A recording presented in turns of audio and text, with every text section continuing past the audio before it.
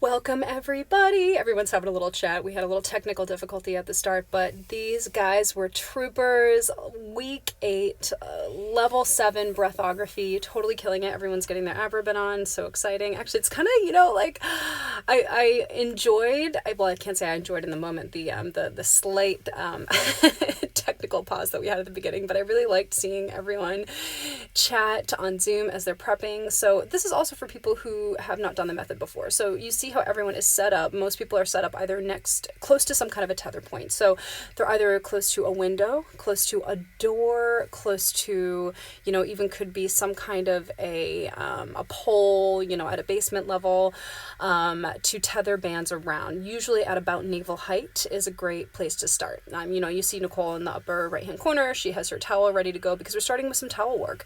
We're putting the towel underneath the arch of the foot so we can start to work on some pronation and supination of the foot in various positions. So we're starting in a sumo squat and we're pronating, supinating, feeling that proprioception of the towel under the foot because we're going to be using a lot of footwork today and cueing into pronation, supination. You notice here that, Mindy in the lower left-hand corner, she is doing a great job of keeping her knee inside the toes of her foot, meaning when you pronate and supinate in these exercises, I don't want your knee to go inside the big toe. Not that it can't sometimes, but when the body weight is on it in exercises, I would rather that it stays nice and controlled so that you don't damage the knee. By the way, we're sped up at about 2 times so I can get through the class and get through the cueing. Everyone's not moving this fast. We're moving pretty fast. Here's our cognition cardio. So we're working the brain right away with an agility drill to work on cognition. With this one, we are imagining that there's a hexagon on the ground and we are alternating between some hexagonal agility and just a little bit of footwork to warm up the brain, but also warm up the feet.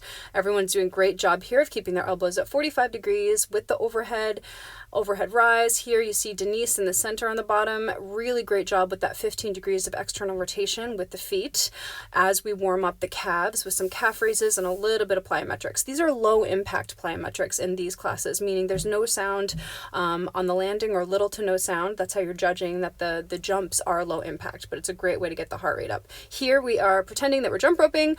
Mindy, make sure you keep your knees, prevent the knees from touching when you do these jumps, especially because you want to make sure that the knee stays protected whenever you add the force of the body weight on the legs. And you can simply think, keep the arches lifted of the feet, keep the foot, the feet arch lifted, the arches of the feet lifted when you land from a jump in those either squat jumps, jump roping, fake jump roping, not fake jump roping, imaginary jump roping. Here we have a side plank. We're doing a double pulse with the arm. Mindy, make sure you keep the arm at a 90-degree angle. Right now it's a little acute, meaning that the biceps is a little bit too contracted, so try to maintain a 90-degree angle with these shoulder rotator cuff exercises. And always keep the head retracted back. Pretend like you're trying to give yourself a double chin in these positions when you're either in a plank or in a side plank. Really helpful for strengthening the neck and the head. Here, really, really excellent job, Adele, with that serratus work. She's been working a lot on that, getting that full serratus contraction, meaning pushing the shoulder blades apart when you push the ground away from you in the push-up position here. Here, we're about to work on a single leg balance with a lot of hip work. I love that Adele just got her weights from her husband. She totally has an assistant. Does everyone have, everyone needs it. It's helpful to have an assistant, whether it's a child, a husband, a wife, doesn't always happen, but you see here, with this shoulder internal rotation exercise, Nicole in the upper right-hand corner, really nice scapula placement.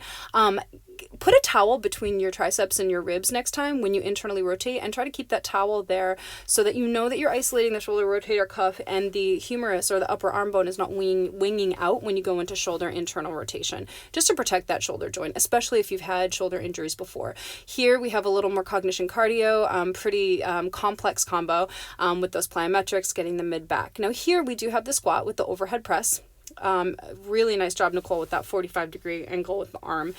Here Again, I'm looking at Nicole, I'm looking at her shoulder blades. I actually want her left shoulder blade to be a little more forward, meaning not top of shoulder forward, but bottom of scapula. So you think serratus anterior pushing, so sometimes lifting the elbows a little bit to the front when holding the weight on the chest can be helpful in opening up the shoulder blades and activating that serratus anterior, which is your wing muscle underneath your armpit.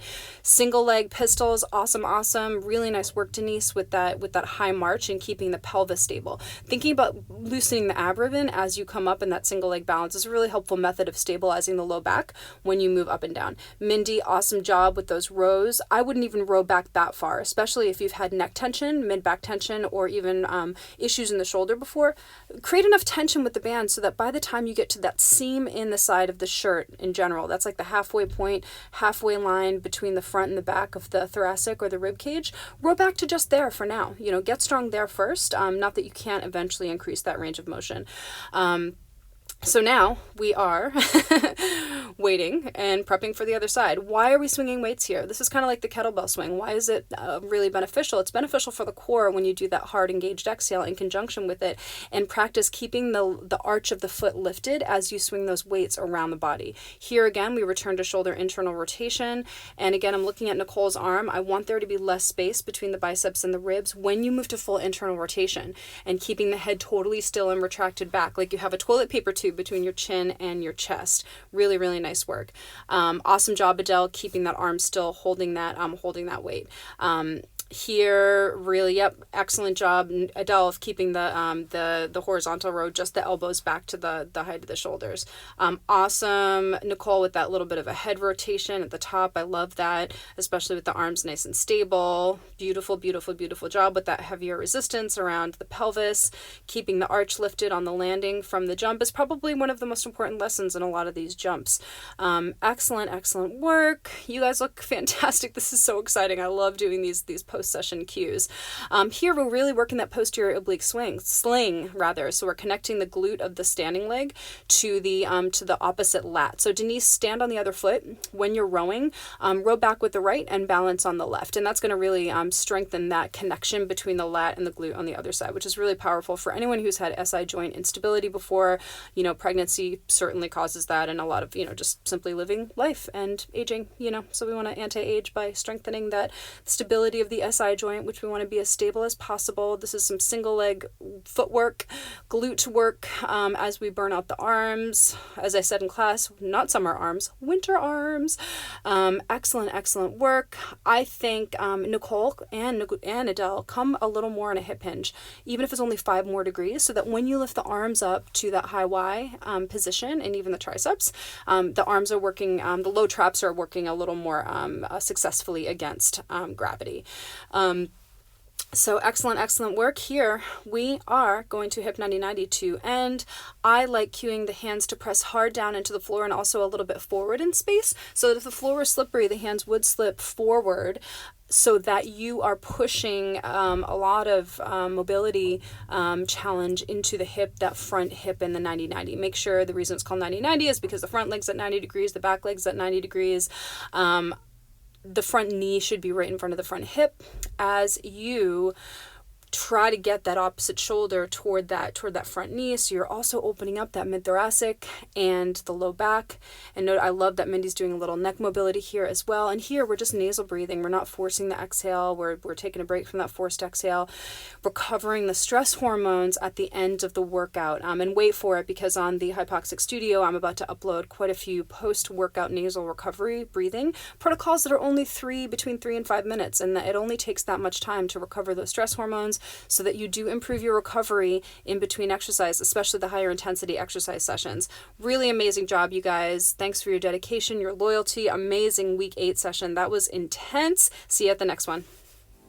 Oh, and Hypoxix.fitness. Come on, guys, please join Hypoxix.fitness to join the free community and download the ebook. Bye-bye. Wait, there's more! The ab ribbon is coming to you shortly. Please sign up for my newsletter at Hypoxix.fitness to be alerted for the launch of the ab ribbon! Bye-bye.